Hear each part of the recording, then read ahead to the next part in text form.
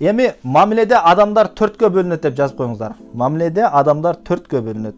Көңүздөр курстарга барасыздар, бир жерге барасыздар, бир нерсе сатып аласыздар. Мисалы үчүн курстун акчасын дейт да, эми мен көбүнчө билим жаатында жүргөндө курстун акчасын дейт.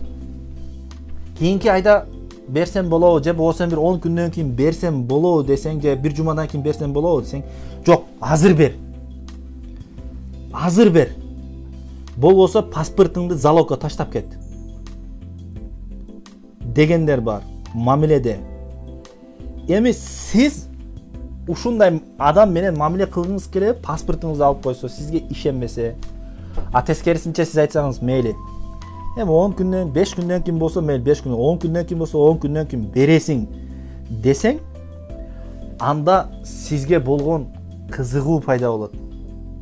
Сизге болгон ишеним пайда болот. Лидер башка бирөөнүн абалын дагы ойлойт да. Лидер башка бирөөнүн абалын дагы ойлойт. Анан апатия деген сезим бар.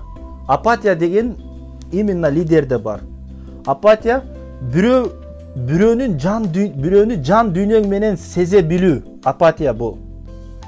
Мисалы үчүн бирөөнүн буту ооруп аткан болсо, бирөөнүн жүрөгү ооруп аткан болсо, кадимкидей эле өзүнүн жүрөгү ооруп аткандай кабыл кылат да. Өзүнүн жүрөгү ооруп аткандай кабыл кылга, буну апатия деп коет.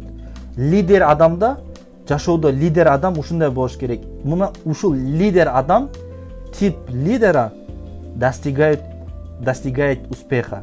Ийгиликке жетет булар. Башканын бирөөнүн кызыкчылыгын да ойлойсуң, анан өзүңдү дагы ойлойсуң. Эч качан бирөөнү эмет кылбайсың. Алдабайсың, кедала кылбайсың.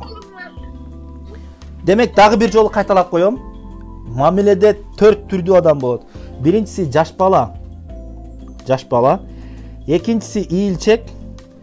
Үчүнчүсү танка тебелеп кете өрөт дедик. Төртүнчүсү болсо, бул эмне? Лидер. Сунцзы мындай дейт.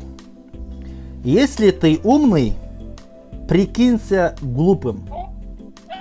Если ты можешь, прикинься, что ты не можешь. Лидер деген ушундай сапаты болот. Ал өзү деңгели чоң болуп турса дагы, деңгели чоң бийикте болуп турса дагы, деңгели ылдый адам, деңгели төмөн адамдын деңгелине түшүп сага мамиле кылат. Кээ бир адамдарды карасаңыз, мисалы үчүн өзү мындай профессор же болбосо бир жерде кызматта, мансапта отурат дагы, бийик болуп атат да. Сени менен башка терминдер менен сүйлөшөт, дагы өзүнүн эмесинде сүйлөшөт, чоң сүйлөйт. Буларда лидерлик сапаты жок адамдар. А лидер дейт, өзү мына айтып атпайбы? Ал өзүн сен деңгелине түшүп мамиле кылат. Ар бир адамга өзү деңгелине жараша эме кылат. Мамиле кылат. Мына ушундай адам болуш керек да. Ар бир адамга өзүнүн деңгелине жараша мамиле кылып. Эме 1 саат болуп калыптыр. Кимде кандай суроо бар берсеңиздер болот.